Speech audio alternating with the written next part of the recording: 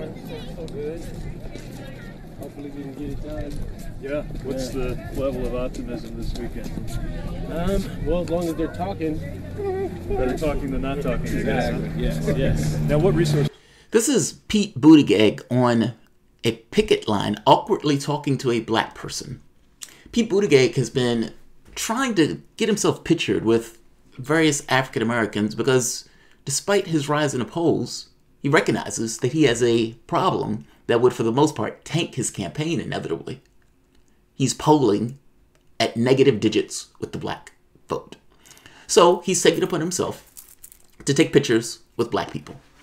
Some of these pictures go well, some of these pictures don't.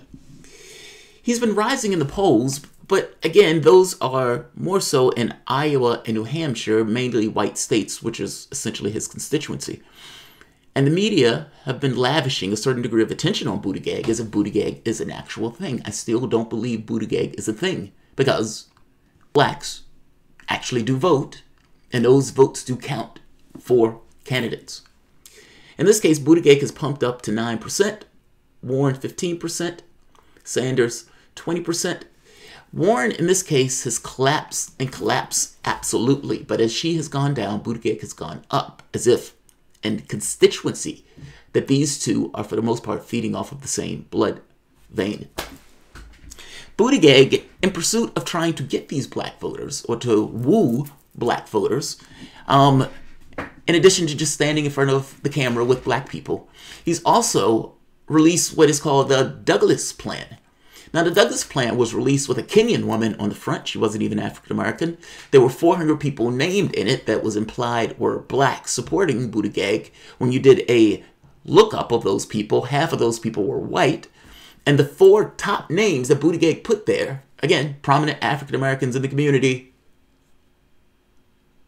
were aghast to find out that they were included in Buttigieg's list. And one of those people was something like, I don't know if the guy was a Bernie delegate, but he was a full-blown Bernie supporter. Pete Buttigieg is a bullshitter. That bullshitter doesn't just extend to trying to trick black people into voting for him. It also goes to this notion of him trying to find a lane from the standpoint of education, policy. He's bullshitting on education also. He has released an ad that has gone after Bernie Sanders and I guess you could say Warren in this case. She's given vocal support to it for free public colleges, not to mention the elimination of student debt.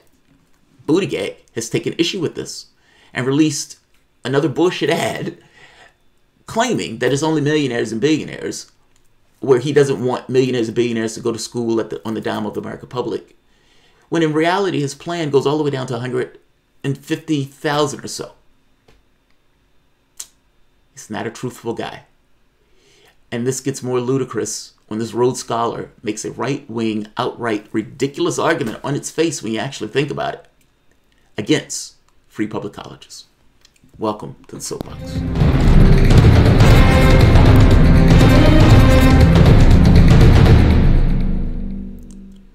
My name is Jamarl Thomas. This is the Progressive Soapbox. Guys, if you dig this content, please like, share, subscribe. You can always support. PayPal patron. This content is brought to you by you. Even $1 helps.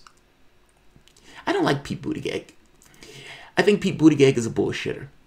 I call him Gay Obama, and I mean that. A, he's gay, literally. But his poise and the way that he talks, and he's a blank slate, just like Obama. Citigroup chose Obama's cabinet. And I usually make the point that people are policy, particularly the people who are investing in you and giving you cash. And Pete Buttigieg has a lot of billionaires putting money in his G-string. This is Buttigieg making an argument against public colleges. Against public colleges. He's a Democrat, but apparently he's against public colleges. So let's hear his point. Let's hear his case. And I'm going to ask you at the end of this, does this make sense? I just think rich people ought to be able to pay their own tuition. I have nothing against them. I just think that if you're in a position to pay full freight, then you should. And I'm also concerned about a narrative emerging that ignores the fact that not everybody goes to college. This is not the same thing as K through 12. This is not the same thing as Social Security. Just piece by piece, because he's going to hit multiple points. The rich people paying their own way.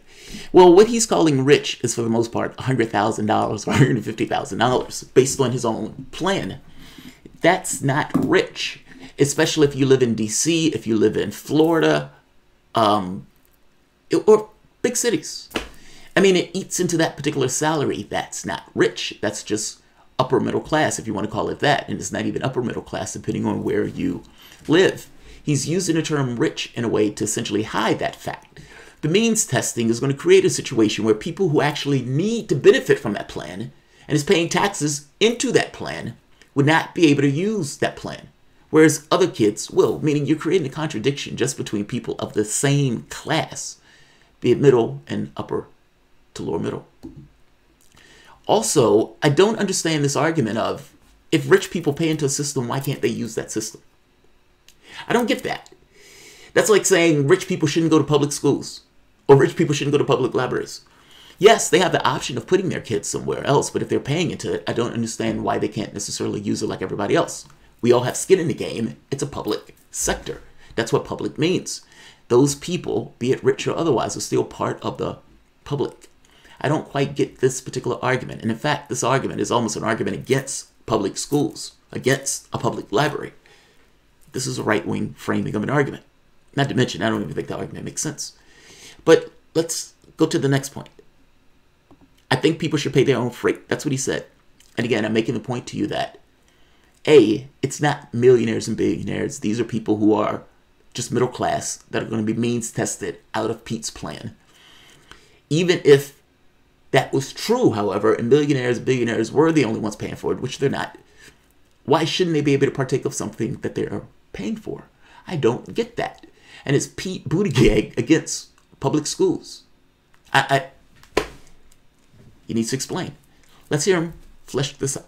And I'm also concerned about nothing against them. I just think that if you're in a position to pay full freight, then you should. And also, just to make another point, the distribution of millionaires and billionaires in our society, we're talking about a 1%. And many of the 1% are not even millionaires and billionaires. I think it's like $400,000. If you have the capacity to pay for your school loans, meaning millions and billions of dollars, you do so. And if your kids have the capacity, you just pay those kids' way. This is not a problem where millionaires and billionaires have. This is a problem that the rest of the public has. The notion that you're going to say, I am going to means test the program because of millionaires and billionaires, when at worst they will make up like 1% of the population. And again, this is just a weird argument to me. 1% of the population should hold up the rest of the population because Pete Buttigieg believes that millionaires and billionaires should be able to pay their own way. When his program is not just millionaires and billionaires, he's also including people in the middle class. He's disingenuous, that's my point. And I'm also concerned about a narrative emerging that ignores the fact that not everybody goes to college. This is not the same thing as K through 12. This is not the same thing as Social Security, because college is not for everybody. Now, I want everybody who wants to go to college to have the chance. I want to make sure cost is never a barrier. But where I come from, 3 out of 4 people don't have a college degree. Here's the thing. The people who he's means testing will still have to get school loans. Making $100,000 a year, you're not balling. And you're not going to be able to essentially pay off that loan. You're getting a loan, just like other people who are just a little bit less than you were also getting a loan. The problem doesn't go anywhere under Pete Buttigieg. In fact, he creates a contradiction in the system that he's trying to dream up that is going to erode that particular system. If you want to ensure that everybody who needs it gets it, then you make it across the board. If you want to go to college, congratulations. It is your birthright as an American citizen to be able to go to a free public college. Millionaires and billionaires can pay their own way and do. The loans that are creating the problem, meaning it's $1 trillion, are not held by millionaires and billionaires. It's held by us. This argument is so phony. And then he says, oh, I'm not trying to go against the rich. No, you're not, especially with this particular plan. Especially with this plan. This is phony populism. That's my point. And if the message we're sending to them is that you need a college degree in order to get by in life, in order to prosper, in order to succeed, we're leaving most Americans out. And last point. It's not that everybody goes to college, right? And for that 3 out of 4 people don't go to college, it's possible, Pete, that they don't go because the cost is so exorbitant in comparison to what they think they're getting out of it. I don't have any kids. I still have to pay for public schools. Does Pete know that? Meaning, I don't have Nick or Child. I have dogs, and I have to pay for them to go to doggy daycare, but I don't have any kids. And yet the taxes that are pulled out of me are going into public schools. Is Pete Buttigieg against public schools? That's why I keep asking this. This is an argument even against something like public schools. Our society grows and expands. And as our environment changes, we, as a society, need to make certain changes in order to accommodate those changes.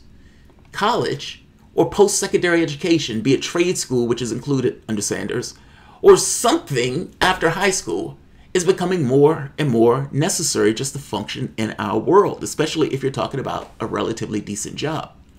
9 out of 10 new jobs are going to those with a college degree. You know what's a limiting factor on going to school? Cost. If you're leaving with $40,000 on your back and that just stays with you and you can't even discharge that debt, you're effectively being punished for something that is a benefit to your society. We cover this as a society because it's a benefit to all of us. It's just part of a social contract. That worker who didn't go to school may have a kid that do. And that kid that does go to school will be doing so compliments of a Bernie Sanders who pushed through a free college plan. It's not just for the individuals that we have now, Pete. It's also for the people that are coming after us. Is putting $40,000 on somebody's back a disincentive to get an education? Is that education beneficial to the society as a whole? The answer is yes. A more technical workforce, a more competent workforce for that matter, people who are going and creating new industries in the future. That's what you're trying to propel. These things make us better as a society, not worse. And this argument, this tortured argument that not everybody goes to school, again, not everybody. I don't have any kids. I have to pay for college. I don't want these military gallivanting around the world. I still have to pay for that. There are all sorts of things that we have to pay for that we don't necessarily participate in directly. It's somewhat of a moot point. Is it to the betterment of our society? That answer is yes. Is it something that all of us at some point will participate in, whether it's having kids that use the public purse or whether it's us ourselves? That answer also goes to yes. Is the $1 trillion that's on the back of the society oppressive? That answer is also yes. Can millionaires and billionaires pay for their kids to go to school? The answer is yes. Do they? The answer is also yes. Is it a small distribution of people that Pete Buttigieg is talking about and using that small distribution to exclude a larger section that will also need to use that program? The answer is also yes. If millionaires and billionaires participate in a particular program and they represent, 0.1% of the public, why should they not be able to participate in that program? Meaning, should they not be able to use public schools? Should they not be able to use our highways? Should they not be? I mean, come on. They put a ton of money into it. They should be able to use it just like anybody else. This is a BS argument. And it's an argument that entirely ignores the trends that are taking place. Public school became necessary because we needed to educate up to a certain degree. And as society gets more technical and more complicated, and you have more jobs that are being automated, I mean, after all, at some point, taxi drivers are going to go away. Uber drivers are going to go away. These things are going to be cars. The customer service sector, in some respects, is going to be shrunk tremendously. When you go to your stores now, what do you see? You see automated aisles. Those automated aisles are going to get more continuous as people get more accustomed to them. The same thing for something like 7-Eleven. The technology would allow you to walk in and walk out. It just automatically hits your card. the number of people who you're going to need in the service sector is going to go down. Yang is not bullshitting about this. He's right about this. Meaning that the customer service jobs that people have been barely existing on are going to get less and less. Most jobs, many of the jobs that are coming up, especially jobs that would allow you to feed yourself, will be technical, or will at the very least require some level of degree, whether it's trade or otherwise. It is just and right for society, just like the society said, we need a public education, to extend that public education to the degree of the societal need. Well, in this case, societal need is secondary education. I see nothing at all wrong with us as a society deeming it necessary to bump our education system up and the public itself, and to not penalize the public for it. Ultimately, somebody always wants to make a buck at somebody else's expense. And you have kids who are desperate because in their mind, their future is hinging on this particular degree, where somebody says, sign on the dotted line, and you're going to put that debt on that kid's back for the next 40 years. 20-something-year-old. It's cruel and unnecessary. And yet, this is where we are. I'll leave this here. I didn't want this one to go too long, and we're at 60 minutes. Like, share, subscribe. My system is being weird. I just want to check it, make sure I didn't miss anything. All right, there we are. All right, like, share, subscribe. Thanks all.